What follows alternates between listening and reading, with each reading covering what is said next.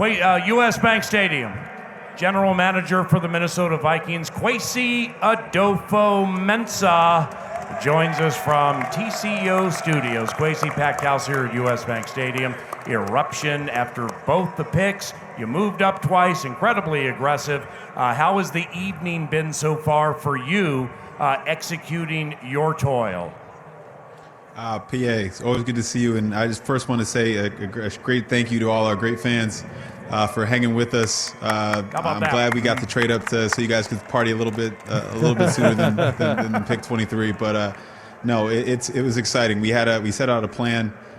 We had different situations we wanted to end up with. This is one of our highest ones. Like I've said all the time, people always ask, is it about trading up or trading back? And it's just about the current situation, the player involved, how it impacts your team. And we found a unique opportunity to add two really good young players. And we can't be more excited.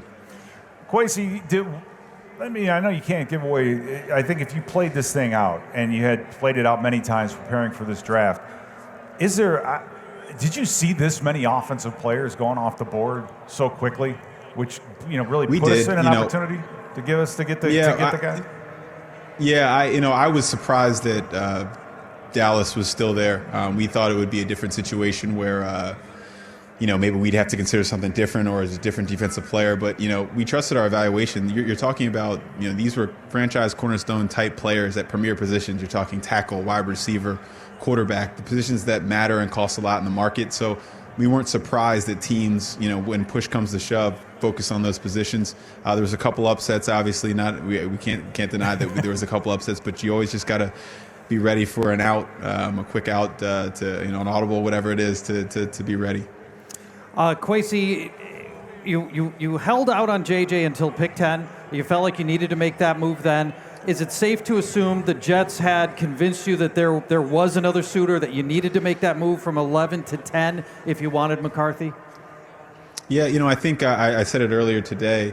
And I did confirm with Joe that there was other teams involved, but I don't think it matters. I think you got to ask yourself, the player, what you think of the player, and had you started this out and somebody said, hey, would you want the player for the 11th pick, and what you gave up, you would have said yes 30 times, hands down.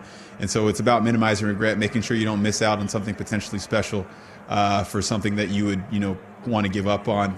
And you never know. It's uncertain what's behind door number 2 or behind the curtain. So you just got to be thoughtful about your evaluations, pick your prices in advance, and know what your pain points are, and go from there.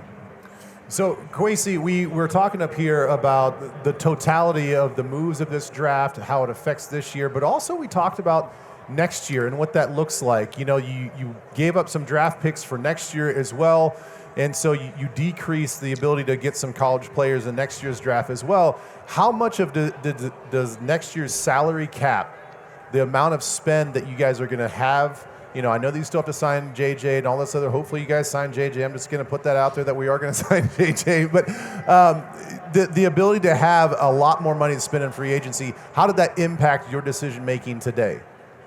Exactly right. We don't look at these decisions in a vacuum. We look at these things in a 2-year time horizon.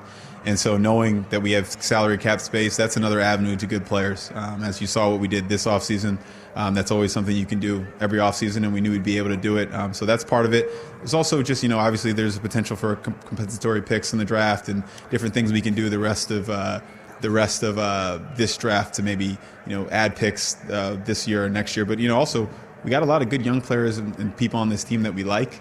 So, there's potential that there's not a ton of roster spots in theory available next year.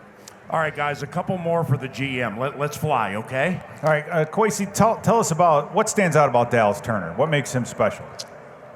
Man, obviously when you first watch the film, you see a guy who's just scratching the surface, unbelievable off the ball, long, has a good speed to power move, can win around the edge, can bend. Still working on his inside counter move, but has that ability too. Good in the run game. You talk about versatility as a dropper.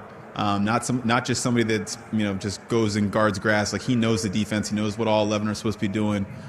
He blew us away in the combine interview. I mean, one of the best interviews from an intellectual standpoint from an outside backer I've ever been a part of. Wow. And competitive, from a great family. Just everything about him. Again, we can't. I'm still a little bit in shock that we have him, and just really excited that he's here. Crazy. Yeah, I imagine if you woke up this morning and somebody told you you're going to get both J.J. McCarthy and Dallas Turner, you'd have thought, there's like a 1% chance, right?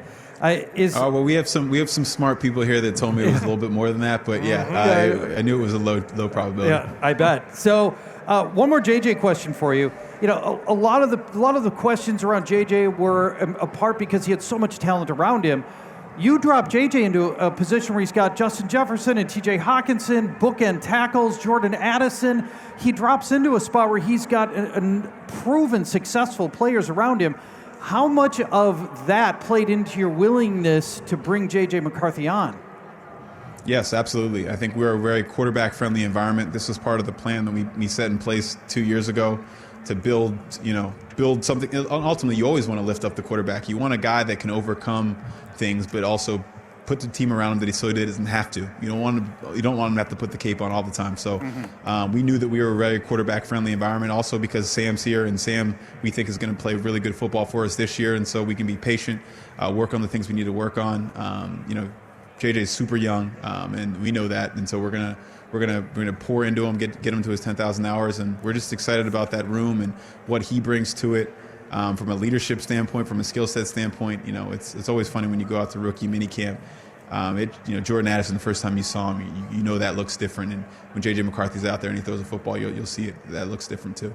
Yeah, I think a lot of us can't wait for that. So last question for me, Kwesi, is, we talk about big school pedigree. You've got a quarterback from Michigan, just won a national championship. You've got an edge rusher and an absolute dynamite player from Alabama. How much does that matter in your guys' evaluation about where these guys go to school?